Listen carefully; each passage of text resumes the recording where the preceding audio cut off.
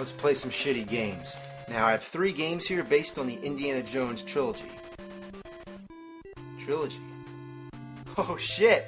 There's a 4th movie coming out! Yeah, tomorrow in fact! For 19 years, we've been calling it the Indiana Jones trilogy. But now, it's the last day when we could actually call it that. Now, I'm psyched. I mean, you can just tell. I'm all ready. So, to celebrate the occasion, let's pop this fucker in. Raiders of the Lost Ark on Atari 2600. The first thing that happens, you see Indiana Jones descending from some kind of escalator, and then nothing. You try every button, and by every button I mean one. You rock the joystick all around, you flick every possible switch, and nothing happens. Is the game broken, or did I already find the Ark, and that's the end of the game? Pretty easy, I must say. But guess what? You're supposed to plug the controller into the second port. Now the game begins and you can move Indy. Yeah, isn't that weird? But even more fucked up, you need 2 controllers to play the game. Controller 1 selects items with the joystick and drops items with the button. Controller 2 moves Indy with the joystick and uses items with the button. Once you figure that out, you think you're all set, but no, the confusion has only begun. You wander around the marketplace, yeah, that's what it is, but you never know that unless you read about it. You collect items from baskets. Now, let me show you. This is the gun. Makes sense, right? You see the little bullet flying out? Now, let me show you the whip. This is the whip. It's the same as the gun, just a shorter range. Why is it just a dot? I know the graphics on the Atari are limited, but don't tell me you can't draw a line. So after leaving this innocent marketplace, you end up falling, and then there's some tall, crazy guy in black chasing you around. Who is he? What is he? Is he from the movie? Could it be him? I don't know. But you walk all the way to the bottom with this guy pestering you only to find a dead end. So you go all the way back up to the top, which just brings you back to the marketplace. There's nowhere left to go but back up where you started. But there's snakes on the edge of the screen just waiting for you, so it's impossible to go up without getting killed. Fucking snakes, I hate them. But here's what you can do. Go to the merchant, select the bag of gold, and drop it, which exchanges it for the flute. When you have the flute selected, it plays a tune which keeps the snakes from killing you. That's a lot of faith to put in the gamer for you to know that this is a merchant, that's a bag of gold, that's a flute, and you use it to keep snakes away. But anyway, you'll find that you can't go anywhere beyond these 3 screens. You'll explore every last corner and exhaust every possibility of where you're supposed to go. But guess what? See this thing? That's a grenade. You put the grenade next to the right-hand wall, you leave the screen, then you come back, and there's a nice big hole in the wall. Okay. First of all, you'd have to know how to use the grenade. You can't drop it like we did with the bag of gold. You got to use the right controller. Otherwise, the bomb just goes away and nothing happens. So dropping it isn't the same as activating it. But besides, how would you know to bomb a hole in the wall? Even in a Zelda game, there's usually some sort of clue. But here, there's nothing.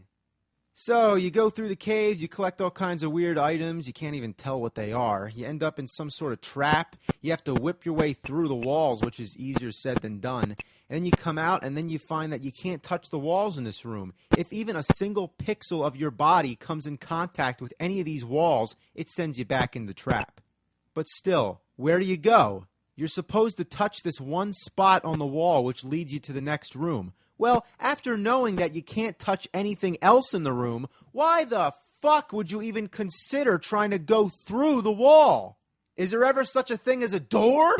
Also, in order to access certain parts of the game, it depends on how you move to the next screen. Here, we've already seen that when you go down like normal, you fall and end up in this weird place they call the Valley of Poison. But if you gently, carefully just ease your way down, it takes you to a whole different screen. Then there's a weird treasure room where you have to keep swapping items. You leave the room, you come back into the room, you drop this, pick up that, swap this, exchange that, till finally you get all the items you need. Of course, each item is just trial and error to figure out what they do and where in the game you use them. Like the hourglass or the ankh. You use them to summon a little dot that bounces around. It's supposed to be a grappling hook. You hit the right controller button and time it when the dot goes over an island. Then you'll appear on that island. You'd expect Indiana Jones to use a whip to swing across, but not an hourglass that turns into a grappling hook. By this point, I also really have to say, using 2 controllers is a pain in the ass, unless you're Goro. I'd recommend 2 sets of hands or 2 players. Then you get to this part where you need to stand in a certain place for this map to appear. Ooh, like in the movie. You need to select the key to enter. You need the clock to tell you when the sun is rising. You need the medallion so the sun can shine at the right time and mark the spot on the map where you have to find a shovel to dig for the ark.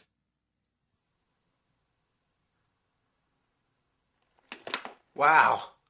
How complicated can it be for an Atari game? Let alone that this is one of the few Atari games that you can actually beat, whereas most of them are just about trying to get a high score. And when I say it can be beat, that's hypothetical, because honestly, I think it'd be easier to find the real Lost Ark. Just the fact that you have to feel around for secret passageways and stuff, it makes you feel like Indiana Jones. Well, they got me there. Next up is Temple of Doom.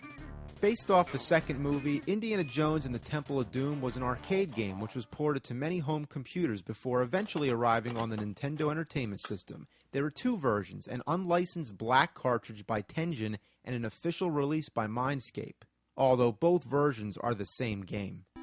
The game begins, Indy walks from one cave to the next, and what's going on here? What the hell? Oh no, not this again. Oh, it's Select. It's one of those games where Select is Start. Now, what's up with Indiana Jones? He looks like a park ranger, and he walks like he just dumped ass. Alright, so basically you're just going around rescuing little kids.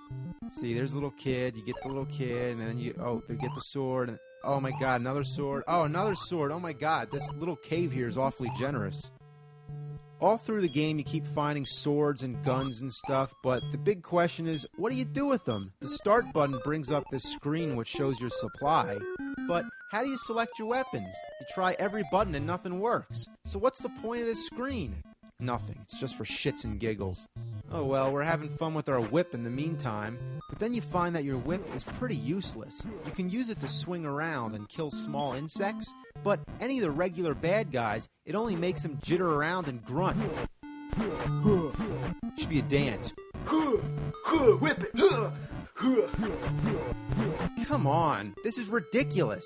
By now you're wondering, where the fuck are my weapons? Well, here's how it works. You hold the select button while pressing right for the sword, left for the gun, up for the bomb, and down for the whip. On top of just being awkward, it's impossible when you're in a tight situation and have to switch real fast. There's no way to pause the game and then switch weapons. You have to do it during the action. If you're on a conveyor belt, there's no way you're going to mess around unless you want to fall off and die. That's my biggest gripe with this game. I've never heard of such a back-ass, dim-witted, idiotic, lame-brained way to switch weapons. But at least you only use one controller. There's also a serious problem going on with the jumping. Whenever you jump, you gravitate towards the bottom of the screen. You're constantly fighting against it with the D-pad. At first, I didn't understand what was going on, but now I kinda see what they were trying to do. The cliffs, the platforms, the conveyor belts, everything's descending as you go down, like you're on the side of a mountain. So whenever you jump, naturally you drop. But you're sort of looking at it from a bird's eye perspective. But no, wait. Are these doors actually just rectangular holes in the ground? Is Indiana Jones walking, or is he crawling? Or... huh.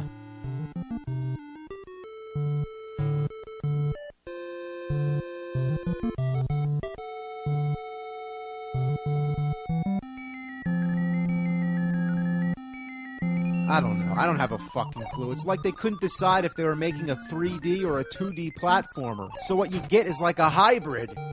Anyway, the big problem is figuring out where you're supposed to go. Some call it a platformer game, some call it an adventure game. I classify it as a where the fuck do I go kind of game. Yeah, one of those. It's dreadful. All you do is jump around. You go indoors and you jump around some more. You jump around, you jump around. The stages don't really progress much. Everything looks the same. It almost seems like I'm doing laps. But wait. Yeah, how did I get here again? You want to know why? Because the damn stages cycle over and over again. Let me draw it out. It's like, okay, here's the stage, you know, all the cliffs, the doors, lava pits, all that bullshit. Anyway, for example, if you go all the way down here, you don't hit a wall or any kind of boundary. You just come out up here, but without any indication that you've done so. What kind of bullshit is that? Everything looks the same anyway, so it only makes an already confusing game even more confusing. Who would want to play this? I'd rather drink buffalo shiz. It's a combination of shit and jizz. Yeah, that's foul. I apologize. You know, there's a major paradox going on here. If you keep jumping down, you're basically coming out the top again. Yeah, you follow? It's kind of like a never-ending staircase. Even Einstein would be baffled by how this game breaks the laws of physics. Just the fact that this game was made the way it is, it's a shit stain on the fabric of nature. Another thing I hate is whenever you get hit, usually by a stupid bat or something, you end up going apeshit like Indy's having a seizure or something. It stuns you for a few seconds, but if it happens on a conveyor belt, you're fucked. You're going over the edge. How did I die? Look at this. I jump down, I land on the conveyor belt, and I'm dead. You mean from sticking my toe in the very, very, very edge of this lava pit? Fuck! Try again. Kiss my ass! I hate this game! It's fucking horrible! Next up, Indiana Jones and the Last Crusade.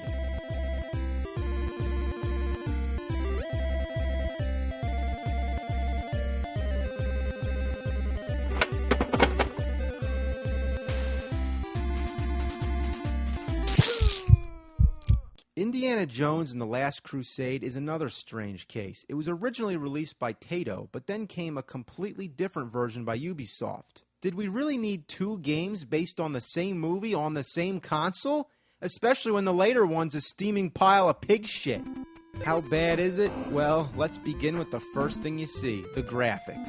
While the animation is pretty decent on Indy, why is there this choppy outline around his body? And where's the color? Everything's in monochrome. It's like something you'd see on Game Boy. Indy's in like a sepia tone while the backgrounds range from yellow to green. What happened? Even the Game Gear version had more color, and that was a handheld console. So, when the game begins, you immediately take damage from everything in sight. Even when you fall off the rope, some mysterious force hits you on your way down. Then you get shot at while you're wondering, where's my whip? Is this all you can do is just punch? How am I supposed to fight a guy with a gun with my fists? You think you can just take the platform and go over him? But no, you come to a dead end, with a little narrow opening just to tease you. No, you can't crawl. I tried. And you can't jump down either. So it's all the way back to the guy with the gun. You gotta get near him without touching him, and still, it takes quite a few punches to put him down. And this is just one guy. There's a million of them. Next thing, you come to a small body of water. You can't touch it or you die. You just keep jumping on the ropes. Fuck. Oh my god, get back on the rope. What the hell do I... what the fuck? How is Indiana Jones such a wimp that he can't set foot in water more shallow than a kiddie pool? All the way through, the game's without mercy, and it doesn't help to not have a whip. And why does there always have to be a fucking time limit? Once you get to the first level boss, any sane person would shut the game off. Just look, I have to fight a guy with a long-range weapon with my bare fists. Once you get the pattern down, you're able to step in, take a few jabs, and step back while avoiding the stalactites at the same time. And look how much damage it takes when you punch him.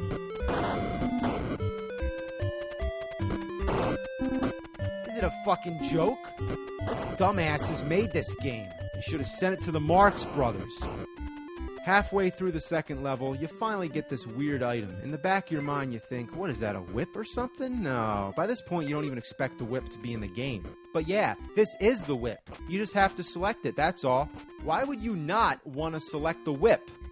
So now you're in complete shock, thinking to yourself, oh, I get it now. Like in the movie, he doesn't get the whip till he's on the train. But whoa. Let's talk about the story. As the game begins, it just says exploring the caves. That's it. It doesn't tell you why you're exploring the caves. But before you can complete each level, you need to find certain items. Here, it's a cross. So, okay, is this supposed to be the opening scene of the movie, where he's young Boy Scout Indy? Then why does he have the jacket and hat? In the third level, he's in the catacombs looking for stone tablets, and in the fourth level, he's in the castle looking for the pages of his father's diary. So the whole game is loosely based around scenes from the movie, but the whole time it's the same adult Indy. So here's the bottom line. Either follow the movie or just give me the goddamn whip. This is great, right? You remember when Indy fought an archer on the train? Come on. You gotta be kidding me. Oh man. Just die. Oh, God. Oh my God.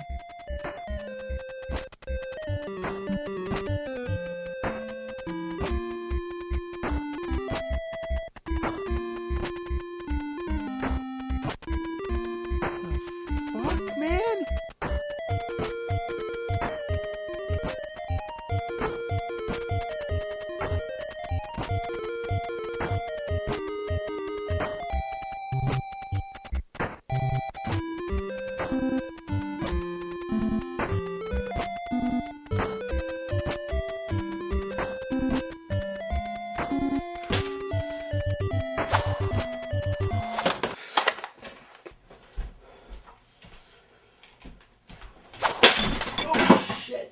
You think Indiana Jones would have been a great concept for a side-scroller game, but they just kept fucking it up. How'd they do this? It's ass! But here's one which was actually pretty decent, so let's take a quick look. Indiana Jones' Greatest Adventures is exactly what you'd expect of a movie-based game on Super Nintendo. You move from left to right and kill a bunch of bad guys with your whip. It's more self-explanatory than most of the previous games, which makes it easy to pick up and play. And thank God it has a password system with only 4 characters, making it easy to continue where you left off. Best of all, the stages all follow scenes from the movies. That's right, from Raiders to Crusade. One thing I find funny is that the final boss of the game is the skeleton. You know, when Donovan drinks the wrong grail? Kinda reminds me of a Castlevania game. Overall, LucasArts gave the same care and attention to the franchise as they did with their Star Wars trilogy. Except here, they're all rolled into one game. Same as me, combining 3 reviews into one. But hey, now I'm pushing 4, so let's end this thing.